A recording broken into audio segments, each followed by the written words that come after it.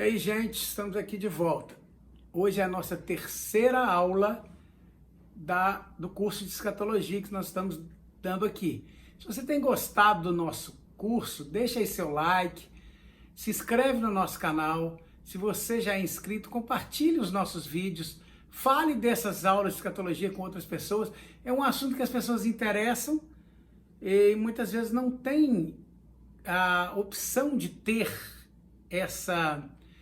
esse curso de forma gratuita, de forma livre, igual está aqui no canal no YouTube. E você também deve clicar, ver os outros vídeos do nosso canal, né? São vídeos teológicos, tem muitas perguntas e respostas, as pessoas mandam perguntas e a gente responde. Então tem esses vídeos também. Os vídeos de perguntas e respostas normalmente saem na terça-feira à noite e os vídeos das aulas de escatologia na quinta à noite. Mas ficam lá disponíveis no YouTube, você clicando lá em Ministério de Justiça e Poder, você vai poder assistir todos esses vídeos, tem muita coisa boa lá. Na aula de hoje, nós vamos falar sobre o período da grande tribulação. Vamos relembrar que nós, nas aulas anteriores, falamos, na primeira aula, nós mostramos aquela questão do tempo no grego. Então, os tempos kairos, ou seja, momentos específicos, algo que acontece que muda tudo, e os tempos cronos, que são aquele tempo que passa entre um kairos e outro. Então nós colocamos aqui, né, que estamos aguardando o próximo kairos, seria o arrebatamento da igreja. Alguém poderia perguntar, se você provou, né, na aula passada, que realmente a igreja não passa pela grande tribulação, que aquele período da grande tribulação, aquela semana é toda destinada a Israel, por que algumas pessoas defendem o pós-tribulacionismo? Na verdade, há algumas razões para isso. A primeira, está lá em Mateus 24, que as pessoas pegam aquele texto, aquele sermão, em forma como se fosse cronológico. Então, o texto que fala do arrebatamento em Mateus 24 vem depois do texto da grande tribulação. Só que Mateus 24 não está em ordem cronológica. E a outra questão seria lá em Apocalipse capítulo 7, que mostra uma grande multidão, ninguém podia contar, de todas as tribos, povos, raças, nações, postando vestes brancas, e que vinham de grande tribulação. Aí a gente pode entender aí, tanto que essas pessoas são pessoas que não foram incluídas no arrebatamento, mas foram salvas durante a grande tribulação, o que é perfeitamente normal, embora é um período para Deus tratar com Israel, isso não quer dizer que não exista possibilidade de salvação no resto da terra. E a outra questão é que esteja falando de uma tribulação normal, de grande tribulação, e não da grande tribulação, como está no texto. Então, na realidade, se nós pensarmos no arrebatamento junto com a grande tribulação, o encontro de Deus, ou da igreja com Jesus nas nuvens, não precisava acontecer. Se Jesus vai voltar imediatamente para a terra, o que alguns acreditam, né? Que a igreja arrebatada de Jesus já volta imediatamente para a terra, não precisava desse encontro nas nuvens. O encontro poderia ser na terra mesmo, quando Jesus voltasse. Então, voltando, né? Partindo daquele pressuposto que nós comprovamos semana passada, de que a igreja não passa pela grande tribulação, que o período da grande tribulação é um período de tratamento de Deus com Israel, nós vamos estudar esse período Cronos, que dura 7 anos, o período da grande tribulação. Nós vamos ver alguns textos bíblicos que tratam desse período. Esses textos, basicamente, eles trazem a seguinte expressão: 3 anos e meio, 3 dias e meio, 42 meses, 1.200 e alguns dias, 1.290, 1.260. Então, toda vez que estes números aparecem, está tratando deste período da grande tribulação.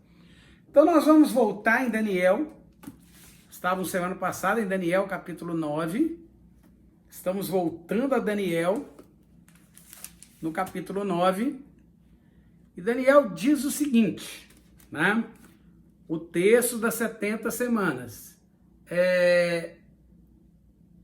em que Daniel está ali orando, jejuando, o anjo vem, revela ele as 70 semanas e a partir do versículo 24 ele vai falar: 70 semanas estão determinadas sobre o teu povo, sobre a tua santidade, para extinguir a transgressão, dar fim aos pecados, piar a iniquidade, trazer justiça eterna, selar a visão e a profecia e ungir o Santo dos Santos.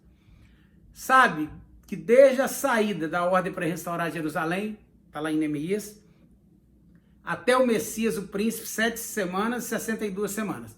Então, 483 anos, 69 semanas que se cumprem.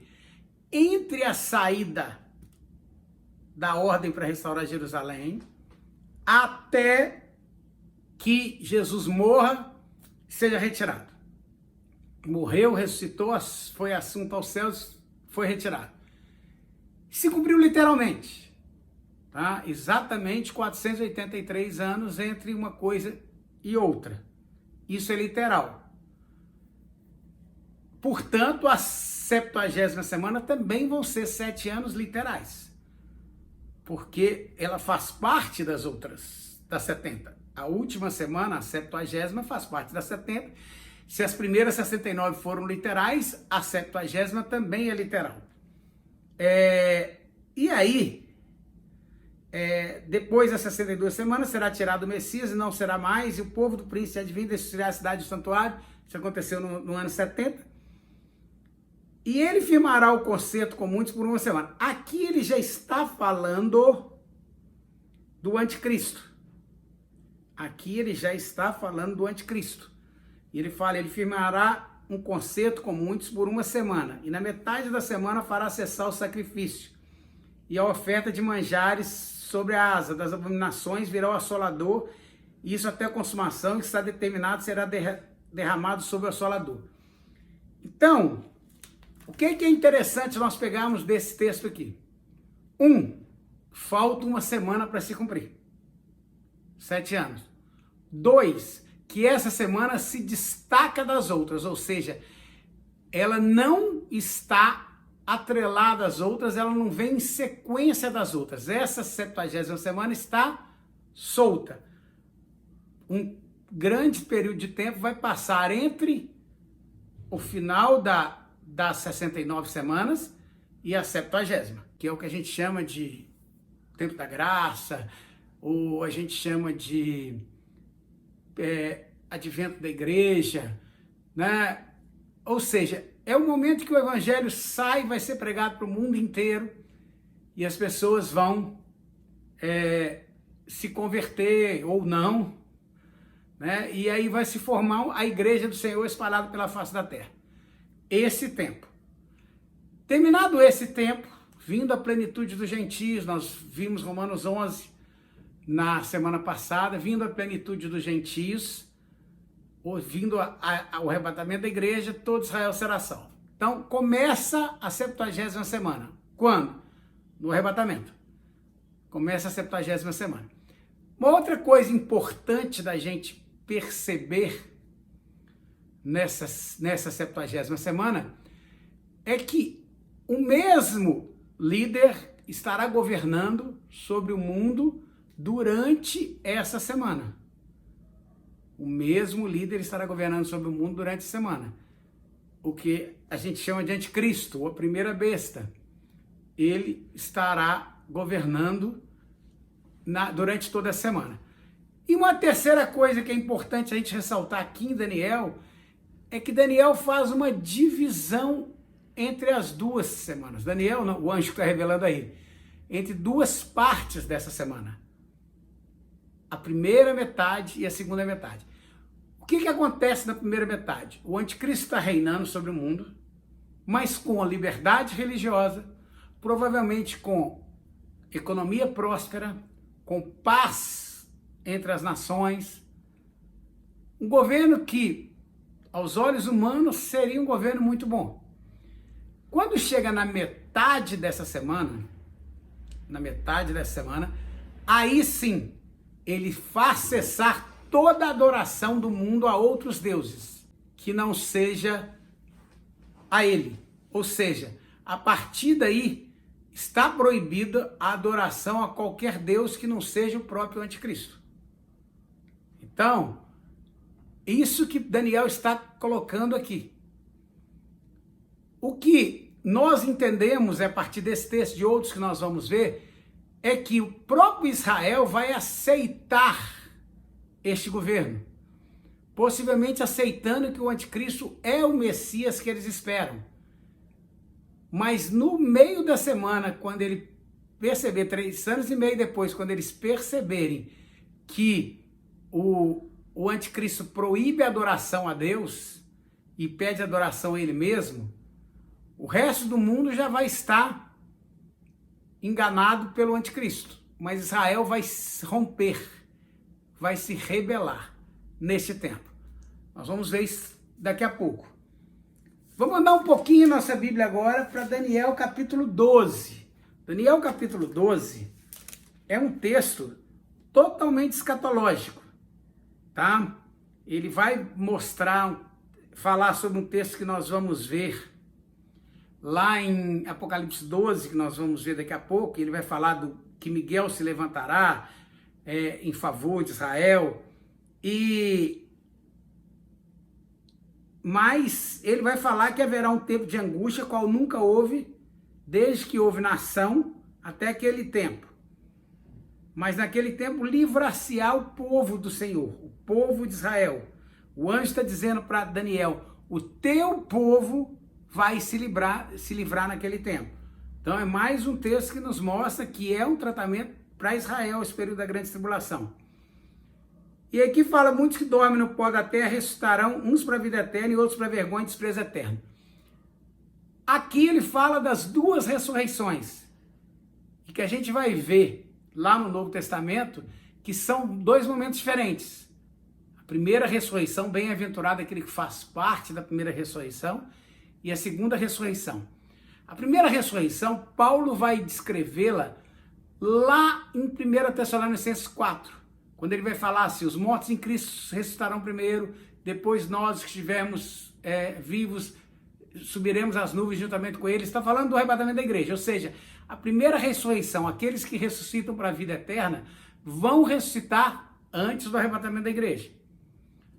Depois, lá em Apocalipse capítulo 20, nós vamos ver que outra leva, o mar vai dar seus mortos, a terra vai dar seus mortos, está lá uma outra ressurreição prevista lá antes do juízo final.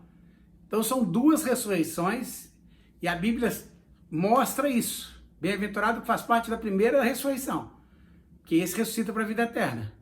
Os que não fazem parte da primeira ressurreição, fazem parte da segunda, ressuscitam para outra coisa, para o juízo final e não para vida eterna.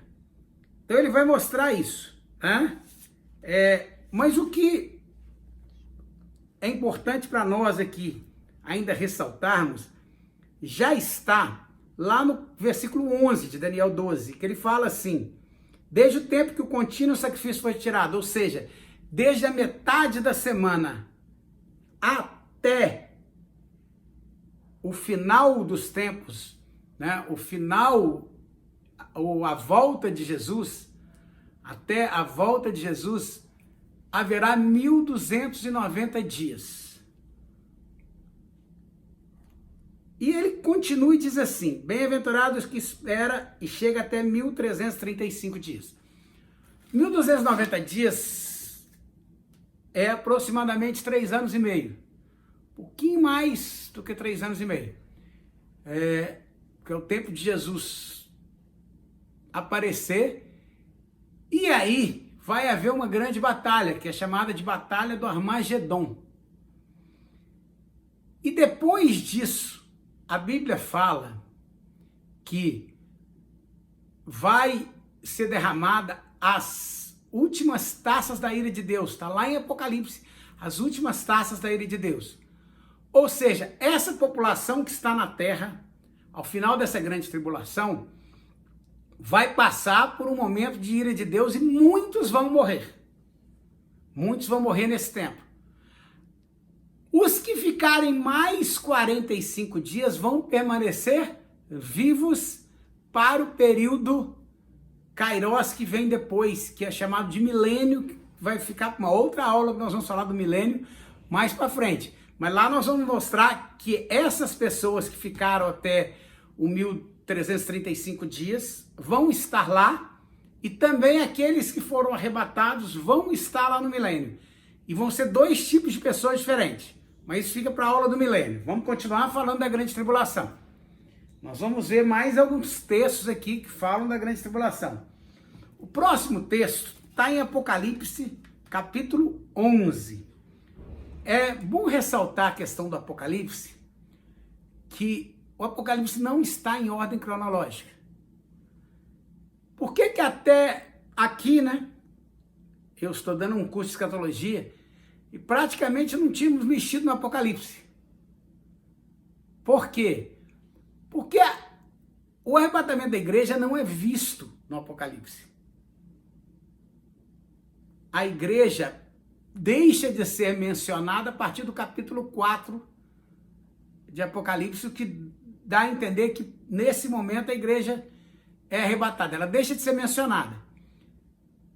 Daqui para frente, principalmente a partir do capítulo 5, 6, nós vamos ver retratados o período da grande tribulação, vários capítulos, alguns deles explicativos de momentos do período da grande tribulação, e no capítulo 20, que nós vamos ver sobre o milênio, e a partir do capítulo 21, o que vem posterior ao milênio. Então, embora existam também a partir do 21 algumas explicações que vão estar de coisas que vão estar acontecendo no milênio. Então, às vezes, isso acontece. Por exemplo, no capítulo 11 de Apocalipse, que é onde nós estamos, nós vamos ver que a besta mata as duas testemunhas, que nós vamos ver agora. Mas a aparição da besta só vai aparecer no capítulo 13. A besta só aparece no capítulo 13, mas já está matando alguém no capítulo 11. Por quê? Porque não está em ordem cronológica. Então isso é importante, tá? Agora, vamos ver então as duas testemunhas. Esse texto do capítulo 11, foi-me dada uma cana semelhante a uma vara, e chegou um anjo e disse: levante, mede o templo de Deus e o altar e os que nele adoram. Tá? E aí ele vai continuando aqui, né? E no versículo 3 ele vai falar assim: darei poder às minhas duas testemunhas, profetizarão por 1260 dias, vestidas de pano de saco. 1260 dias, né? A primeira parte, ou a primeira metade da grande tribulação. Então, enquanto ainda não cessou o sacrifício, ainda tem adoração, entre aspas, a Deus pela terra, o anticristo ainda não proibiu o louvor a outro Deus, duas testemunhas estarão pregando lá em Jerusalém. E aqui ele explica que são duas oliveiras. Essas duas oliveiras são vistas lá em Zacarias.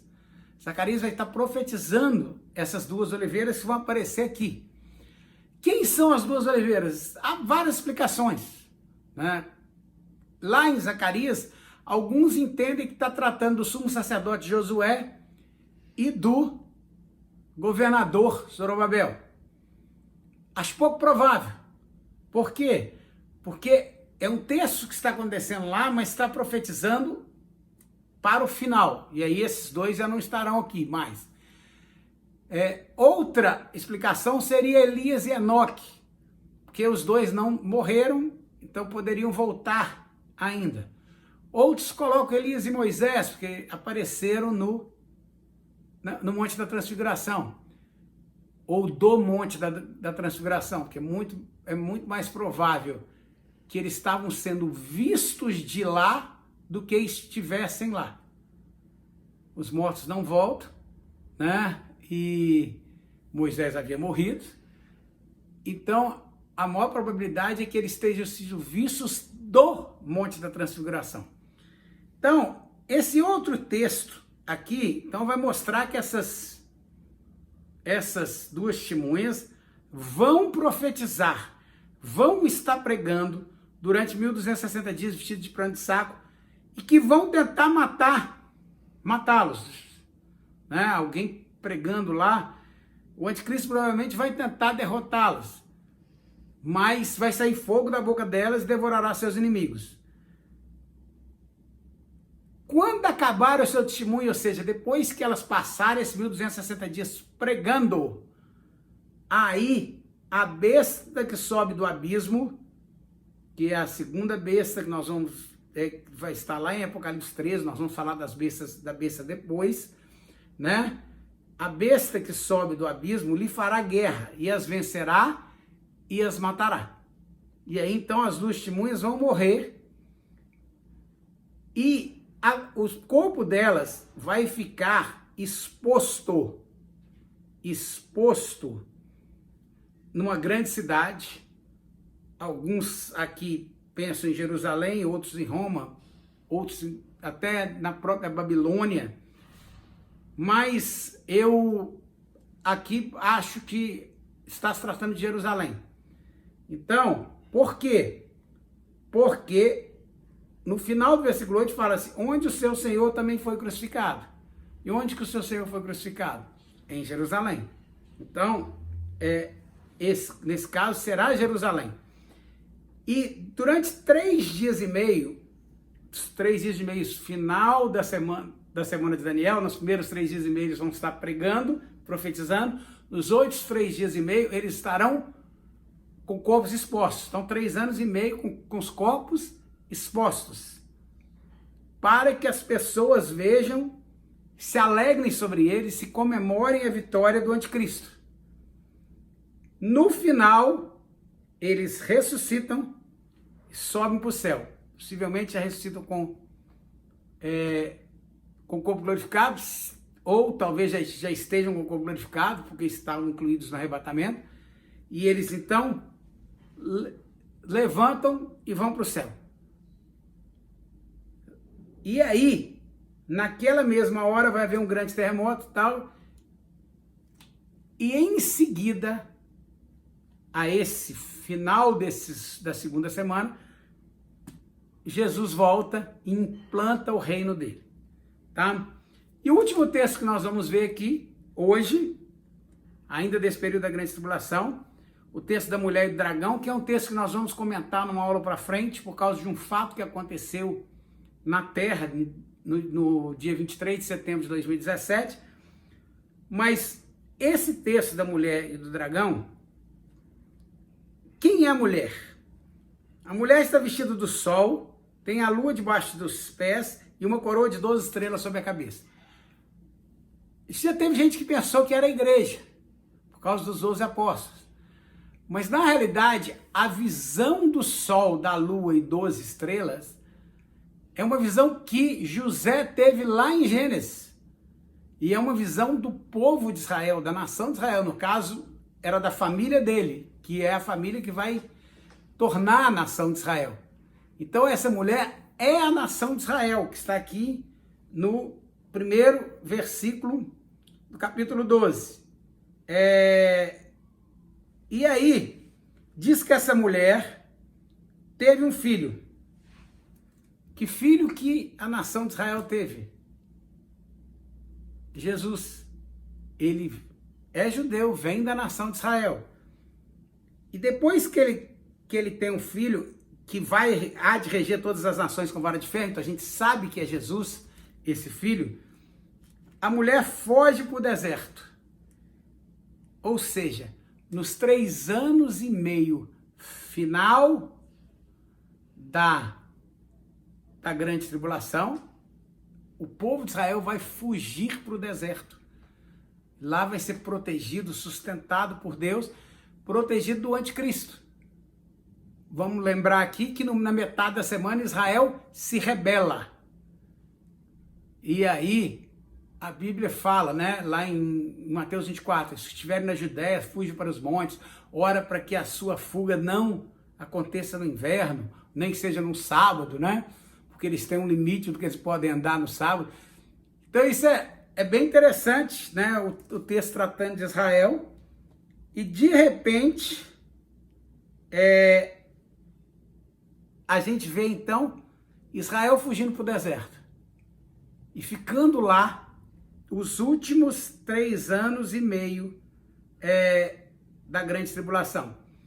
Nesse momento se cumpre aquela profecia lá que Daniel falou em capítulo 12. Miguel e seus anjos batalham contra o dragão. E o dragão perde para Miguel e seus anjos. E aí esse dragão, que também é a antiga serpente, que também é o diabo, que também é Satanás, que engana todo mundo, é precipitado na terra e seus anjos lançados com ele. E ouvi uma grande voz do céu que dizia: agora chegada está a salvação, a força e o reino do nosso Deus e o poder do seu Cristo. E continuando aqui, um pouco mais embaixo, o que o dragão vai fazer depois dessa batalha final aqui, dessa nova derrota do diabo e seus anjos em relação diante do exército de Miguel? Ele vai perseguir a mulher. E ela é sustentada no deserto por um tempo, tempos e metade de um tempo. 1 ano, 2 anos e metade de 1 ano, 3 anos e meio. Que são os 3 anos e meio final da grande tribulação. Então, com esse texto aqui, nós ficamos por aqui. Semana que vem a gente vai falar mais alguns fatos relativos à grande tribulação, para depois tratarmos da volta de Jesus e do milênio, da implantação do reino milenar. Vamos falar bem sobre como as características desse reino. Qual a característica do reino do diabo? Embora vai haver uma paz aparente, principalmente no início, embora a religiosidade vai ser livre no início, até porque esse anticristo ele vai vir com cara de cristão, até para tentar enganar alguns cristãos, ou alguns quase cristãos, porque se fosse possível ele enganaria os escolhidos, mas ele não é possível. Ele vai vir, vai implantar o reino dele, e a Bíblia está dizendo, principalmente relativo ao povo de Israel, que vai haver um período de grande angústia, de grande sofrimento, qual nunca houve desde que Israel se tornou uma nação. Nunca houve um período de tanta angústia, de tanta tribulação como o povo de Israel vai passar nesse período final. Mas, logo depois da rebelião, eles vão fugir para o deserto, vão ser sustentados e protegidos lá no deserto. E o diabo não vai poder prevalecer contra eles. E aí se cumprirá Romanos 11, todo Israel, esse remanescente Israel, esse remanescente que fugiu para o deserto, esse remanescente, todo será salvo. Semana que vem estaremos de volta. E se você está gostando, não deixe de compartilhar esses vídeos, tá? Se inscreva no nosso canal. Nós estamos sempre aqui para ensinar a palavra de Deus.